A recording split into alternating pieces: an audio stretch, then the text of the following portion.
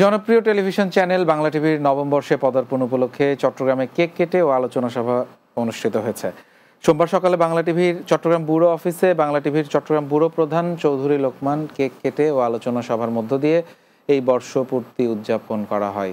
এ সময় উপস্থিত ছিলেন বিশিষ্ট ব্যবসায়ী ও মিডিয়া ব্যক্তিত্ব শরাফত আলী রিচার্ড, আরশিয়া গ্রুপের ব্যবস্থাপনা পরিচালক আক্কাস উদ্দিন, সাবেক সেনা কর্মকর্তা মোহাম্মদ জাকির হোসেন, বিশিষ্ট ব্যবসায়ী খোকনুর জামান, বাংলাদেশ গণতান্ত্রিক ছাত্র সংসদ কেন্দ্রীয় সংগঠক ইমন মোহাম্মদ, এনসিপির সংগঠক রাফসান জনি, বোয়ালখালী প্রেস ক্লাবের সভাপতি সিরাজুল ইসলাম, নাগরিক টিভির রিপোর্টার তৌহিদুর রহমান সহ চট্টগ্রাম অফিসের কর্মরত সাংবাদিকবৃন্দ।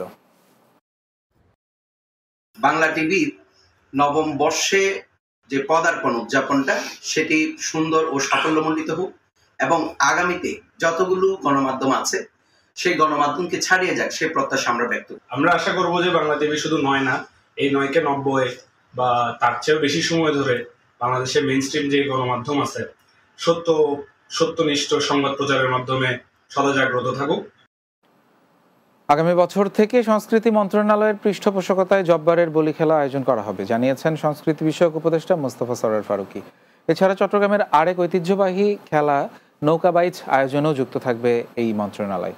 সোমবার চট্টগ্রাম সার্কিট হাউসে আয়োজিত সংবাদ সম্মেলনে এ তথ্য জানান তিনি। এ সময় সংস্কৃতি বিষয়ক উপদেষ্টা বলেন, জব্বারের বলি খেলা একটি শতবর্ষী আয়োজন।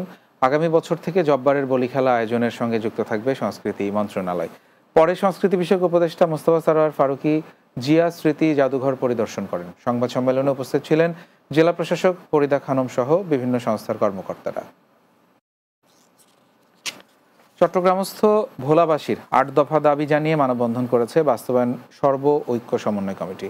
সোমবার সকালে চট্টগ্রাম প্রেস ক্লাব চত্বরে ভোলা ডেভেলপমেন্ট ফোরামের ব্যবস্থাপনায় এই মানববন্ধন অনুষ্ঠিত হয়।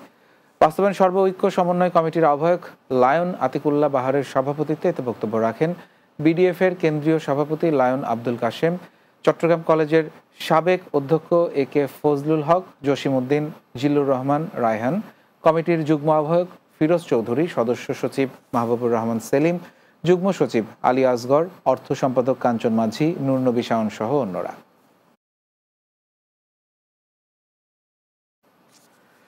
শেষ করব রাতের বাংলা, যাওয়ার আগে শিরোনামগুলো আরো একবার।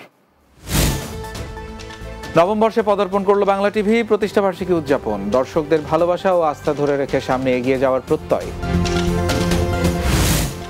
লুটপাট হওয়া অর্থ সম্পদ পুনরুদ্ধার ও ব্যবস্থাপনায় বিশেষ তহবিল গঠনের নির্দেশ প্রধান উপদেষ্টার, জব্দকৃত অর্থ সম্পদ ব্যয় করা হবে জনকল্যাণে। কোরবানির পশু সরাসরি হাটে নিতে হবে, মাঝপথে গাড়ি থামালে ব্যবস্থা হুঁশিয়ারি স্বরাষ্ট্র উপদেষ্টার, প্রতিটি হাটে শৃঙ্খলায় থাকবে আনসার সদস্যরা। এবং ভারতের আমদানি নিষেধাজ্ঞায় দেশের বিভিন্ন স্থলবন্দরে আটকা পড়েছে অনেক পণ্যবাহী ট্রাক, বিপাকে ব্যবসায়ীরা, কূটনৈতিক সমাধান প্রত্যাশা।